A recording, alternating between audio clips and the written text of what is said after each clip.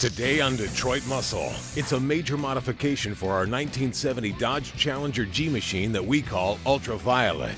We're swapping out the factory K-member for an all-new, all-modern full frame that's going to make this Mopar handle like it's on rails. Also, take a ride as we get the down low on a come-from-behind contender that blew everyone out of the water in the mid-'80s.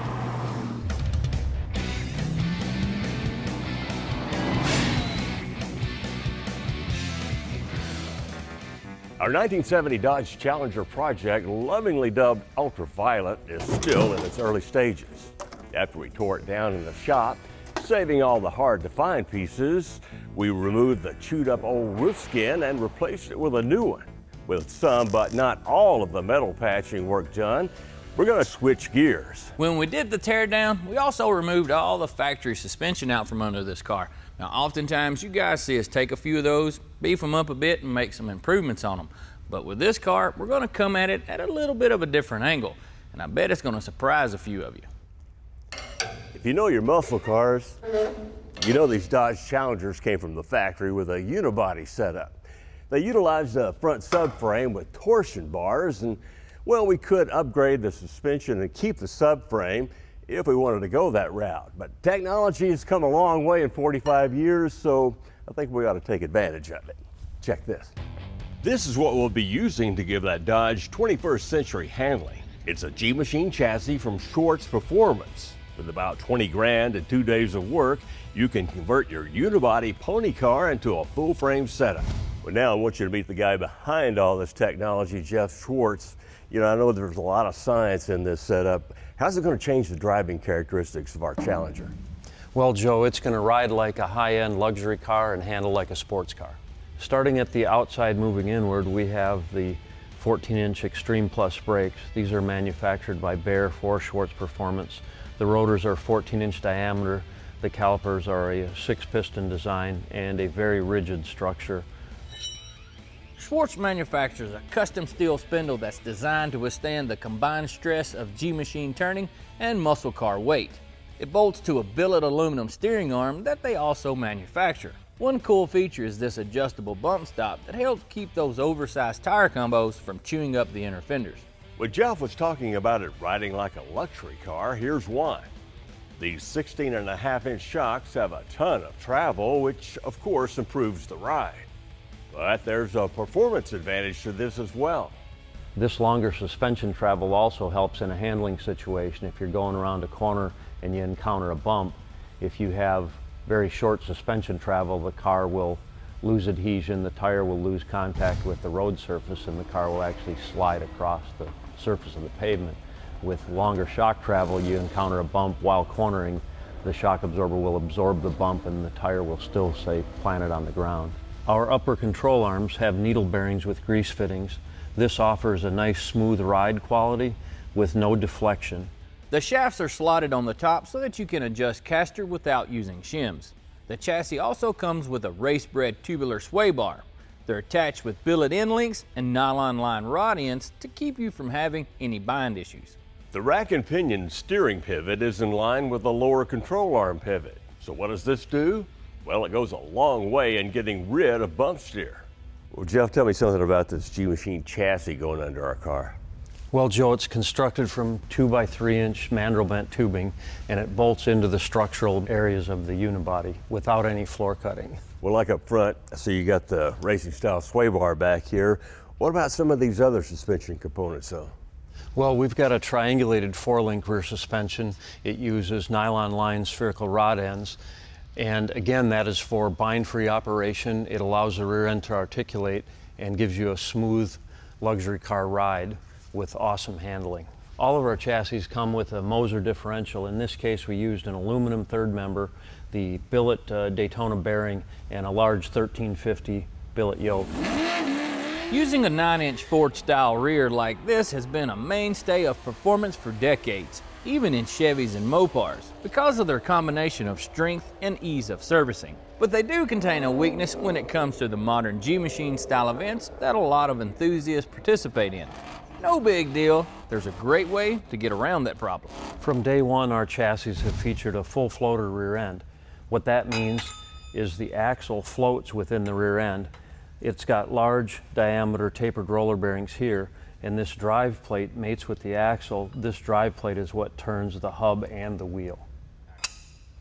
The advantage of a full floater rear end is in a normal Ford 9-inch, there's a wetting ring, and that wetting ring will press off the axle due to the G-forces that this chassis generates.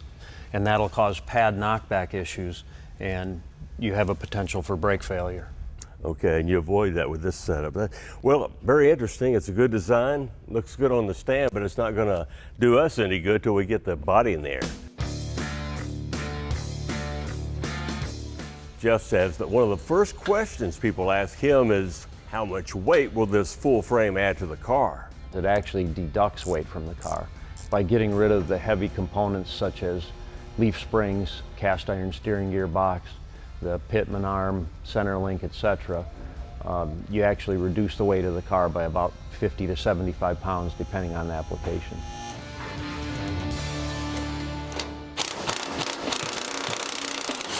In order to be able to get the frame under there, the rotisserie needs to be detached from the Dodge and get rolled away.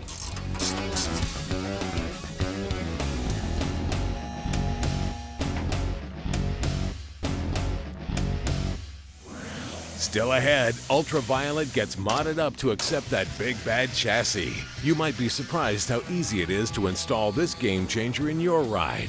Then we'll show you how to go fast with class as we hop inside a legendary Buick. Here you go.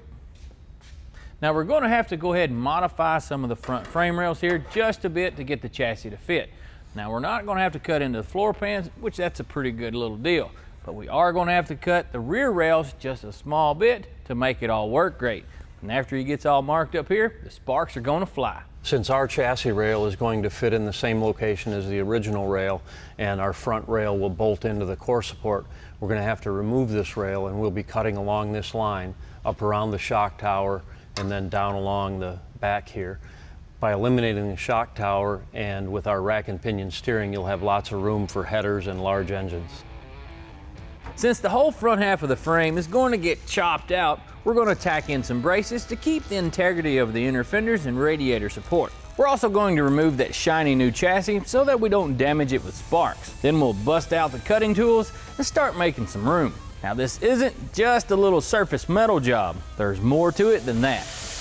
There are several layers of metal to deal with here, so you'll probably find yourself making several passes with a few different cutting tools.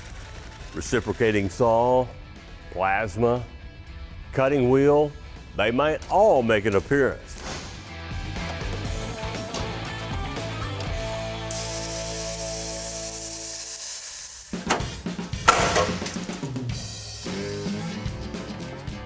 We'll need to make room for the shock tower on the new frame. So with a template in its shape, we'll mark out the rest of the inner fender that has to be clearanced out. An electric grinder with a cutting wheel is a good choice here to make a nice, clean cut.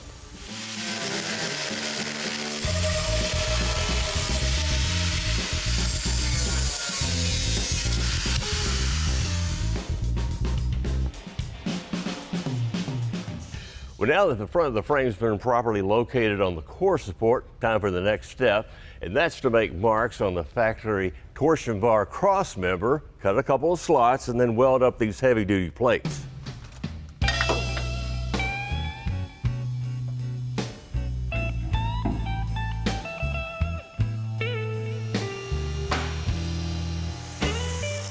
The cutting wheel is also a good choice for this surgery, since we want the cuts to uniformly butt up against the plates once they're installed.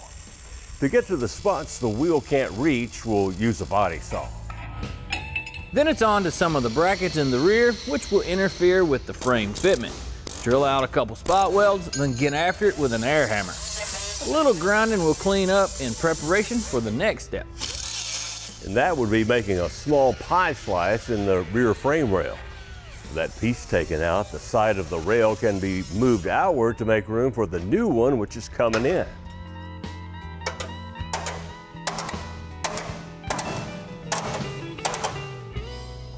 Now Jeff just made a relief cut on this forward side of the rail for his chassis. Now we're also going to have to make a little bit of clearance room on this shock brace for the shock brace on his G-Machine chassis. So, a little bit of burp saw, a whole lot of noise, we'll be a step closer.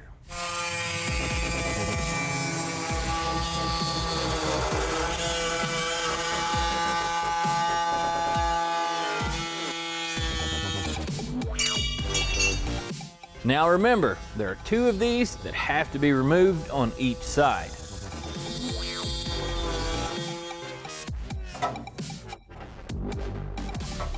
Stick around and learn about the ebony eradicator that put Buick back on the map. Then we'll finish installing the full frame modifications that will put our Challenger in a whole new league.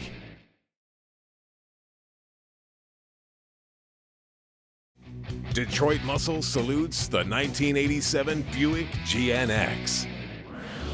If you drove a Buick back in the 60s or 70s, you were either A, a doctor, or B, didn't have the coin for a Cadillac. That's the kind of bad rap Buick owners had to put up with through the years. That all changed when the gentleman's car got muscle. Big block power and an intermediate-sized package. Just about every model is on display each year at the GS Nationals. We like a car that's classy, drives good, looks good, not like riding in a tin can or like driving something where you feel like you're going down a washboard on roller skates.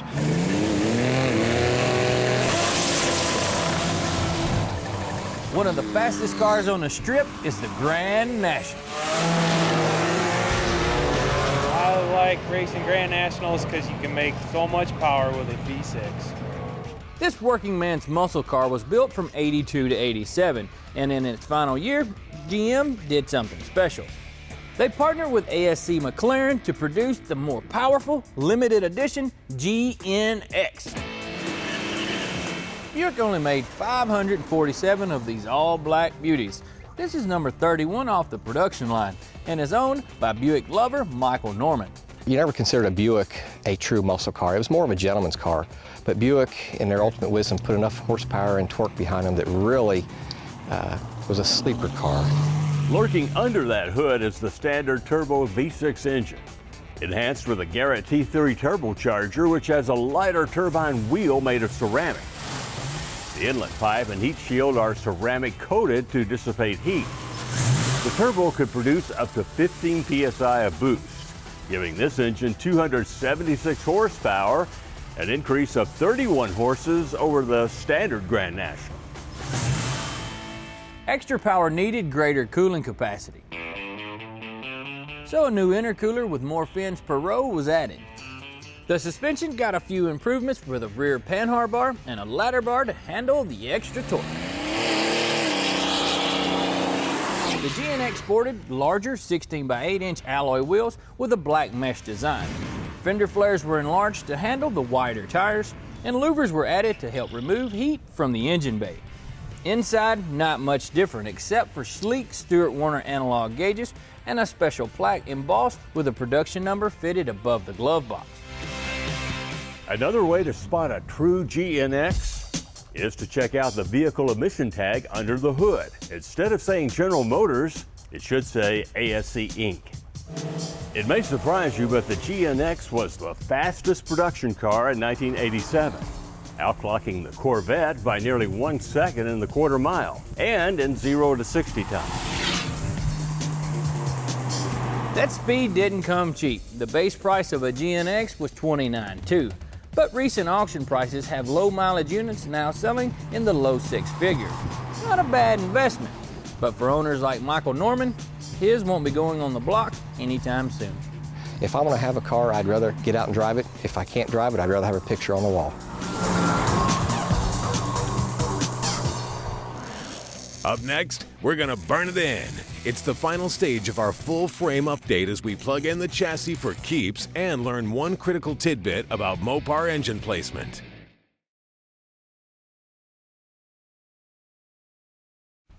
Hey, while you were gone, Tom welded and dressed up the frame rails that were narrowed in the back. And he also capped off the front frame rails that were removed. Now, you don't want to leave those open. It looks bad, makes it weaker, and it's a nice trap for moisture and debris. Well, here are those plates we showed you earlier, loosely bolted up to the Schwartz Performance frame. They're going to slide up into place in those slots we cut out of the torsion bar cross member. And there are shims between the plates and frames that measure 15 thousandths. And the idea of that is to make fitment a lot easier once they're being installed.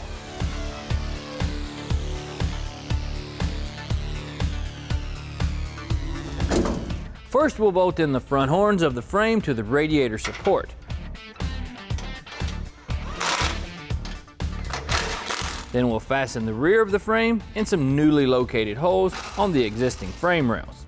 In the holes where the front of the leaf springs used to bolt up, a set of plates are bolted to the car, then welded to the mounting plates on the new frame.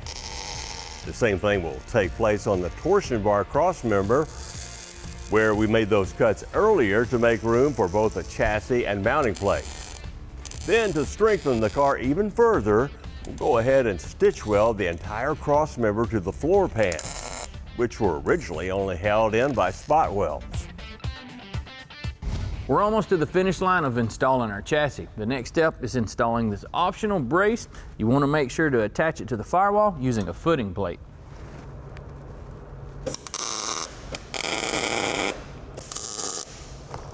Now we're only tacking this thing into position because we need to make sure that we have proper wheel clearance. We may end up having to move it to the inside, so we'll just have to check that and see where it goes. Those temporary wheels on our Dodge mean that we've accomplished our goal for today, making this thing a roller by the end of the day. And I think this Schwartz Performance chassis installation was easier and, well, less painful than even we anticipated. And considering how much this is going to improve the handling of this old Dodge, I tell you, this is a no-brainer for those of you who want to get the most out of your muscle car. And one more thing, the old Mopars back in the day had the engine and tranny offset to the passenger side. Yeah, the guys at Schwartz kept the offset and built motor mounts and a transmission cross member to match it. Pretty handy. And it's going to help us when we get to work on that transmission tunnel for the big 6-speed we're going to install. It also allows us to go ahead and drop in our plastic engine for mock-up. Now this is a P-Ayr block that we got from Summit Racing. These things have a boatload of reasons why to use them. One of them, well, you can set it in and out of place by hand, and it could save you an engine because you don't want to fill one of those expensive ones full of grinding sparks. And that officially winds up our project for today. And Jeff, can't thank you enough for your help on this thing. No problem. I can't wait to see you guys driving this on the road. And remember, drive it like you stole it. Okay. We'll let you drive it too. It looks great, doesn't it? Yeah. As you probably know, all the tools and toolboxes we use around here are the Matco brand. We've always had a good experience with them. Well, now Matco continues that quality workmanship in this lockable mobile service cart. You can order it to match the colors of your other Matco boxes and even have a lock install that uses the same key. It's got an increased size and storage capacity compared to other carts in this particular line. Now, while we're at it, let me show you something else. It's these new water necks from Mr. Gasket. Each is designed to fit a variety of LS applications. You get a straight design like this, or a swivel like this one. With that chrome plating on there, it'll put a little bling under the hood of your Chevy. Well, that's it for this time. Don't forget to catch us next week for another Detroit Muscle.